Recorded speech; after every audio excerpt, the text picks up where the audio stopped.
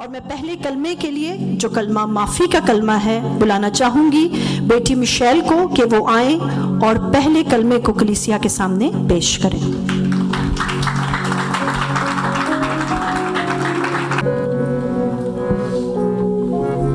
خداوند یسوع مسیح کے عظیم جلالی اور بابرکت نام میں آپ سب کی سلامتی ہو۔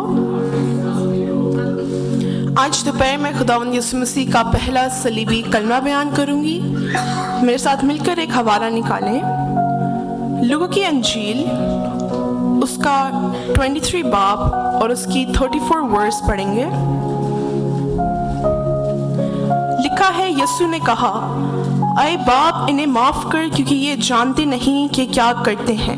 آمین۔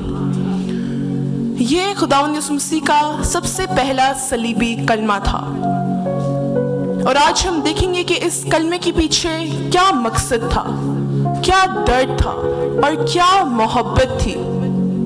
میرے عزیزو، یہ کلمہ صرف الفاظ نہیں، یہ معافی، رحمت اور بے پناہ محبت کا اظہار ہے۔ اگر ہم گزری رات کے منظر کا سوچیں، جب خداوند یسوع مسیح تنہا دعا کر رہے تھے، پسینے کی جگہ خون ٹپک رہا تھا، جب انہیں گرفتار کیا گیا، دوستوں نے چھوڑ دیا اور اپنوں نے پہچاننے سے انکار کر دیا، جب ان پر جھوٹے الزام لگائے گئے، تماچے مارے گئے، سر پر کانٹوں کا تاج رکھ دیا گیا اور وہ بھاری صلیب ان کے کندھوں پہ رکھ دی گئی، وہ چلتے رہے، گرتے رہے، سنبھلتے رہے، آخرکار وہ جگہ آ گئی جہاں ہاتھوں اور پاؤں میں کیل ٹھوکی گئی۔ میرے عزیزو، اس درد، اس تکلیف کے لمحے میں خداوند یسوع مسیح کے سب سے پہلے الفاظ نکلتے ہیں ان کے منہ سے، اے باپ انہیں معاف کر کیونکہ یہ جانتے نہیں کہ کیا کرتے ہیں۔ ہلیلویا۔ میرے عزیزو، ہمیں ہیومن ہسٹری میں اس سے بڑی معافی کی مثال نہیں نظر آتی، جہاں مرنے والا اپنے مارنے والوں کو دل سے معاف کرے۔ یاد رکھیں، خداوند یسوع مسیح کا تعلق جس مذہب، جس نسل اور جس قوم سے تھا، ان کا یہ قانون تھا کہ آنکھ کے بدلے آنکھ اور دانت کے بدلے دانت۔ مگر خداوند یسوع مسیح نے صلیب پر یہ سارے قانون بدل دیے اور معافی کی ایک نئی مثال قائم کی۔ ہلیلویا۔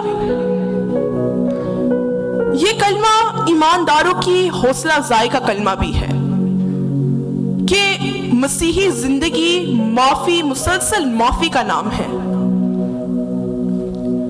کسی کو معاف کرنا جسمانی نہیں بلکہ روحانی عمل ہے، یہ ایک روحانی جذبہ ہے۔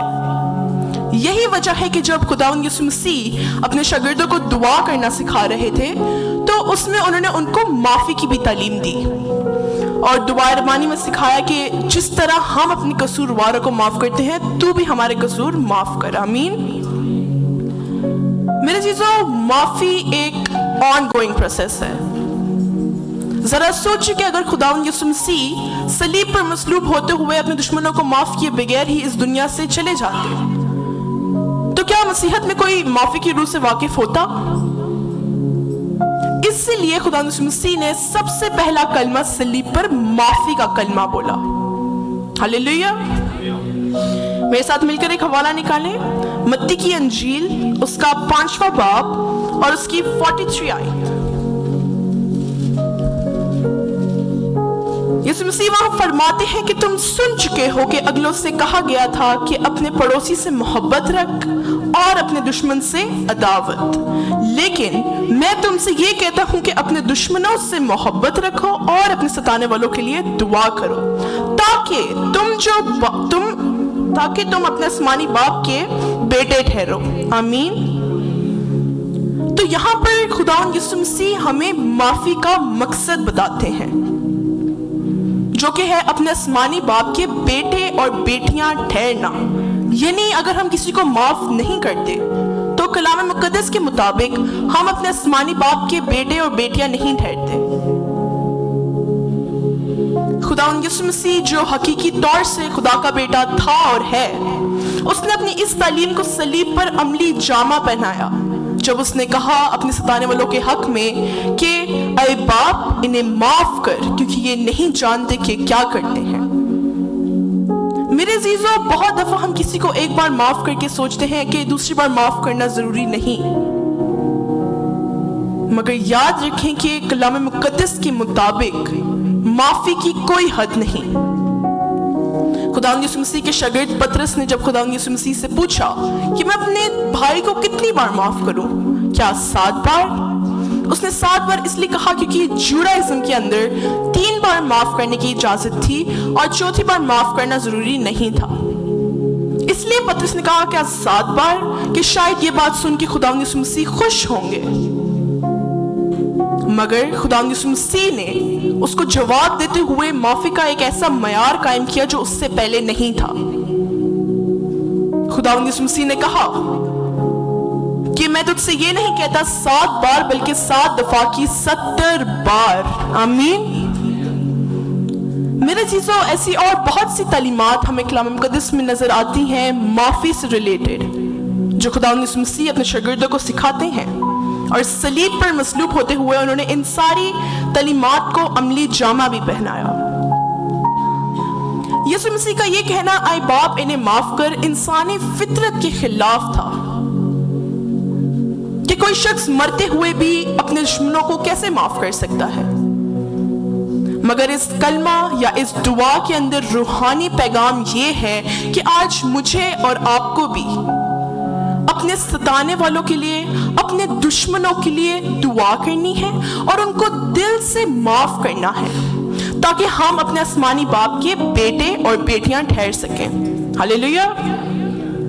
میرے عزیزو، یہ پہلا کلمہ معافی کا کلمہ ہے، اور ہمیں ہمیشہ اس بات کو یاد رکھنا ہے کہ خداوند یسوع مسیح کی مصلوبیت اور خداوند یسوع مسیح کی صلیب بنیاد ہے مسیحت کی، اور صلیب ایک ایسی سیڑھی ہے جو ہمیں آسمان کی بادشاہت تک لے کر جاتی ہے۔